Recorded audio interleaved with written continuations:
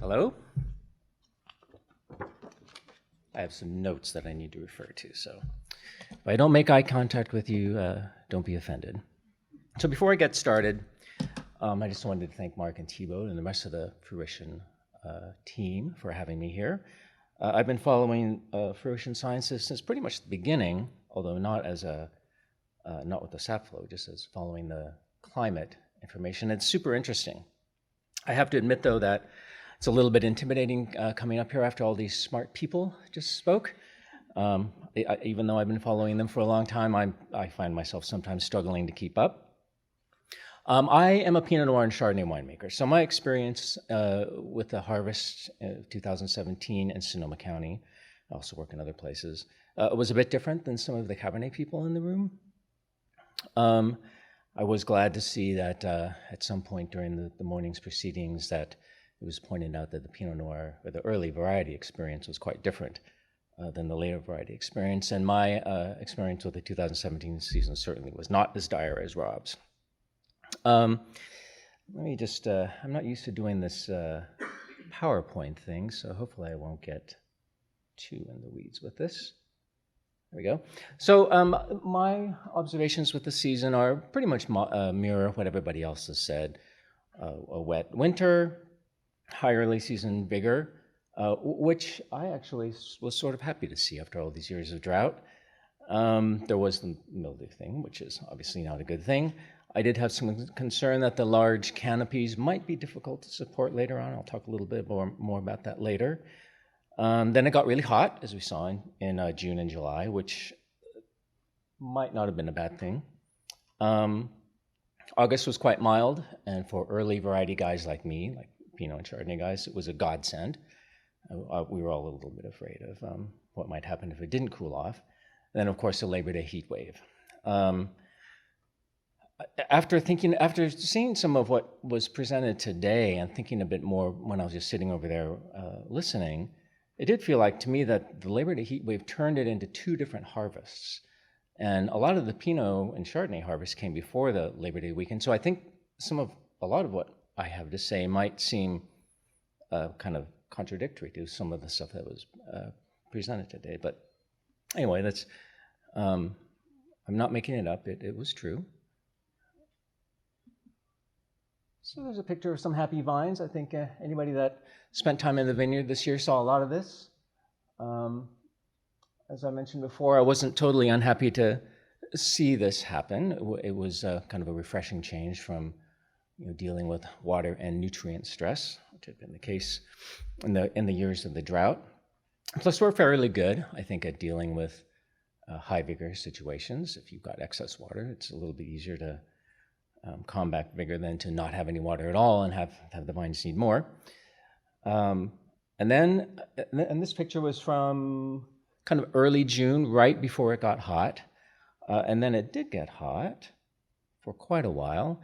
And one comment about the heat, and this was alluded to a little bit earlier, the heat spells seem to me to be different in distribution than they were most years. For example, there was a graphic that said that Carneros was one of the cooler or the least impacted of the Sonoma County area growing regions, and that certainly followed my experience this year, but that's usually not the case. Carneros, I think, is generally thought of as a warmer growing region than the Russian River or certainly the Sonoma coast. But in general, it was hot everywhere. And this picture, taken from a somewhat stressed site in the Sonoma coast, you would think that the heat was probably kind of a good thing.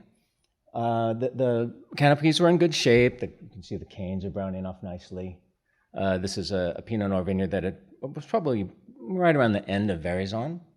I was a little bit worried that because it went through Veraison during the heat, that there might be some unevenness, possible problems related to that, but it wasn't apparent visually. And I think I certainly felt pretty good about where the vines are at after the heat, going into those critical weeks leading up until harvest. Let's go to the next slide. As I mentioned, August was mild, and it was mild pretty much for the entire month. That was good for Pinot guys. I did have some, as I might have alluded to earlier, had some concern about the large canopies, and there's a lot of talk about that this morning's presentations. And it kind of took me back to the 2002 season, which was not nearly as hot as 2017. But I did see examples, mostly in Pinot, and in more than one place, both Carneros and the Sonoma coast, of vineyards that seemed to be either stressing or shutting down early. And even though it was a small crop, at least with the vineyards that I was working with in 2002, the wine quality was a little bit disappointing. Of course, and in mid-August, we didn't know if it was going to get hot again during August. And even though a Labor Day heat wave is pretty much the norm around the North Coast, and to some extent we planned for it, we didn't know, or I didn't know, if it might get hot before then. Now the season was tracking, early-ish. There was a lot of stuff that I work with in the Sonoma coast that was getting close to, or that I was anticipating picking around the end of August, and that turned out to be true. And as I was evaluating the vineyard samples, going kind of in the middle of August, things were looking good. Sugar was accumulating fairly slowly. Acids were good. Certainly the condition of the fruit was really good, and I was feeling fairly optimistic about the prospects for 2017. I started picking in earnest. We picked a little bit of stuff for rosé, kind of on the early side, but I started picking grapes for Pinot and Chardonnay around August 26th, so about a week before it got really hot. And the early returns were quite good. I would say that there was some hint both in some of the vineyard samples and in just sort of evaluating stuff when it was on the skins in the fermenters, red with Pinot, that the tannins may not be as optimally ripe as they could have been, but nothing that was really too alarming. And so we picked most of the Sonoma Coast and Chardonnay Pinot that I work with by August 31st, which, as you know, was when all hell broke loose with the heat wave. When I went back to taste through all the wines and review my tasting notes, when I compared them to the dates that they were harvested, that kind of two different harvest thing became pretty apparent to me. And the wines really kind of grouped themselves into two, but maybe 2.5 groups.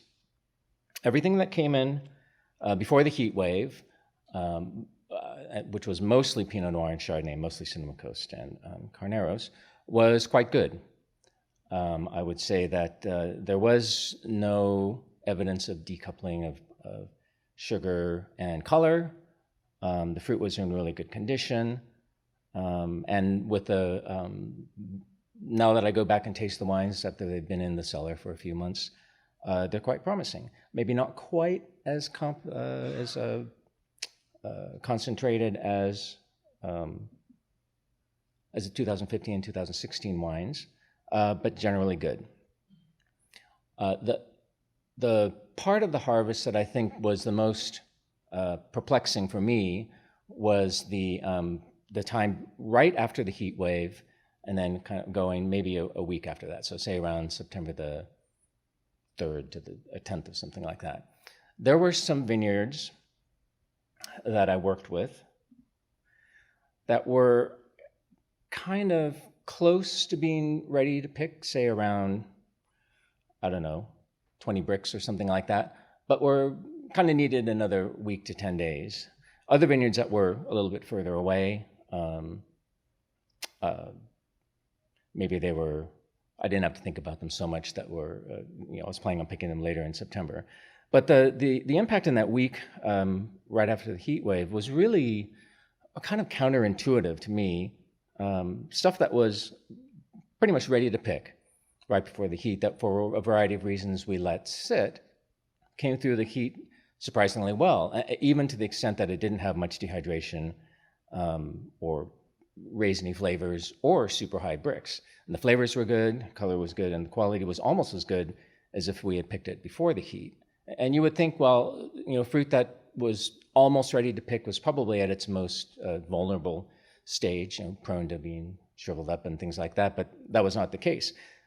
Fruit that was maybe around 20 bricks and was not quite ready, but would have been ready around the end of this period, say around the 10th, was actually what suffered the most. What you might think would be a little bit less prone to shriveling up because berries were a little bit firmer.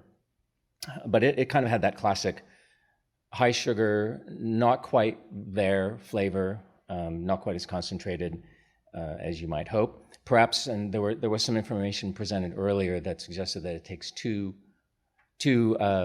weeks after a heat event to recover, and this is not quite exactly the same situation, but maybe I should have just waited longer. But those vineyards were starting to look kind of sad, so I ended up pulling the trigger.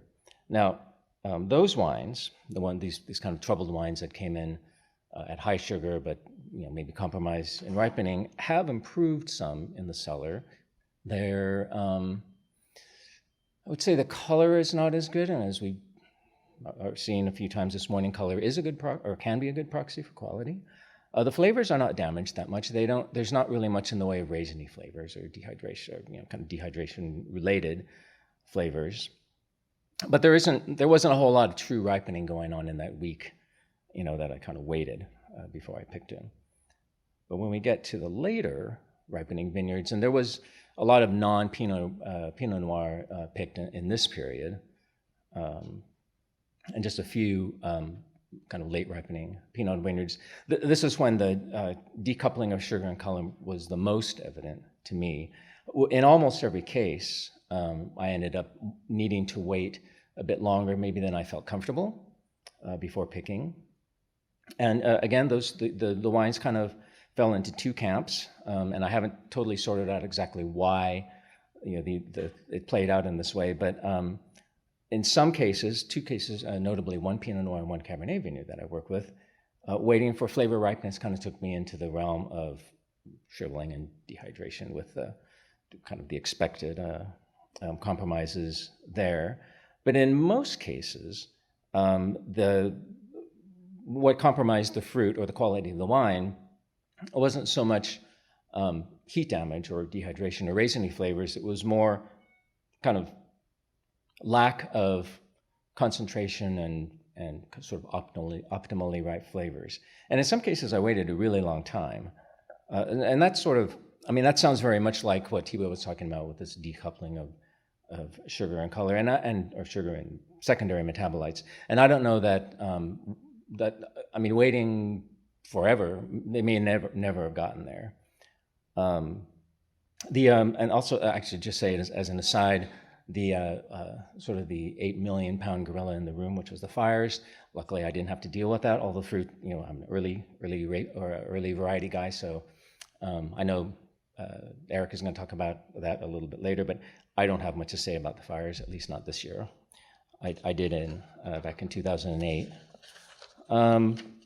A couple of somewhat random comments. A lot of people talk about wanting to model your extractions on differences in how the fruit ripens, and the sort of all the stuff that we've already talked about. The way I make all those decisions is kind of, well, I wouldn't say on the fly, but it's very much kind of in response to the fruit as it comes in. And so I was thinking a little bit about this last night, and I didn't really notice doing things differently in response to the fairly extreme kind of differences in the wine composition that we had this year, other than the approach to the picking decisions, which I've already described. I think that, and I don't do much Cabernet, and I didn't do a lot of extended maceration, so I can't really speak to that. I would say, kind of as a final comment on the wines in general, when I look at them on the whole, that the stuff that came in before Labor Day, as I said before, was quite good. and maybe not quite as good as 2016, but good, and it's still early. And then everything, especially the later stuff that came after that, kind of that critical 1 week period, right after the worst of the heat, that's much more of a mixed bag and in more predictable ways. I haven't said much about white wine. I do make a fair bit of Chardonnay. That didn't seem to be very affected at all, surprisingly, other than a little bit of a brick spike in the stuff that came in right around the heat wave, and even during the heat wave, we actually picked a little bit of Chardonnay during the heat, pick at night, so it was, at least the fruit came in cold. And the flavors are good, and even with the whites that came in kind of towards the end of harvest, mid-late September, I didn't find the problems, and these were not so much Chardonnay, but Rhone whites, Marsanne, Roussanne, Viognier. I didn't find any sort of difficulties with getting good ripe flavors and having reasonably balanced chemistry and that sort of thing. So I don't know if this echoes what other people's experiences were. I know Rob didn't have much fun with his Chardonnay, and the whites that I've just referred to were not, in some cases they were not even from Sonoma County, but they were from pretty warm areas. So I'll throw that out to the room to you guys to talk about. So I sense that my time is up. Do I have that right? Pardon me? Yeah. So what I was going to say is, are there any questions or comments? Yes, sir. Did you water those vineyards before the heat spike? In most cases, they're not vineyards that I own, but in most cases, we tried to be pretty proactive with irrigation prior to the heat. We knew it was coming, but not everybody was as willing to put water. So it's Pinot Noir, so you're watering it that late date. You think that play out in the concentration that you're seeing days before harvest. Yeah, I have not found that to be the case, and when I've advocated it. Maybe we're not putting on enough to dilute the flavors, and certainly watering right before the heat, if you're going to pick in a few days, it's not particularly effective anyway. But it seems to me that the trade-off between coaxing the vines through a heat wave is probably worth potentially a little bit of dilution. Other questions? Yes? I'm sitting here wondering about, when you say that you had less color, I'm wondering whether you looked at the bleachable pigment. I did not. This is strictly observations on what I saw coming into the winery. Yeah, it's the same question I have about the other crop. It seems like the terms anthocyanin and color are being used interchangeably, and they're completely different. So it may be, and I see this with a lot of Pinot producers, that they think they don't have much color, but in fact what they have is monomer color, which is only visible at maybe 20% at normal wine pHs. And so if you just put a little acid in it, you may find that you have a whole lot more color than you think. The somewhat maybe less than intuitive thing about the color question with the wines that I made this year is, with only a couple of exceptions, Pinot was not the one that suffered from a lack of color. Were some of the other varieties that I worked with, some Rhone varieties and things like that, which was a surprise. I mean, I was expecting there to be more, at least potential problem with color, but it so far, I mean, this could change. The wines haven't been in barrel that long, but so far it seems to be okay. Anybody else? Yes? Production? Reduction. No. It seemed, at least in my cellar, which is not, certainly isn't comprehensive for the entirety of Sonoma County, it seemed like there was less reduction than average, if you will, and pretty cooperative fermentations. All my stuck wines are from someplace outside of Sonoma County.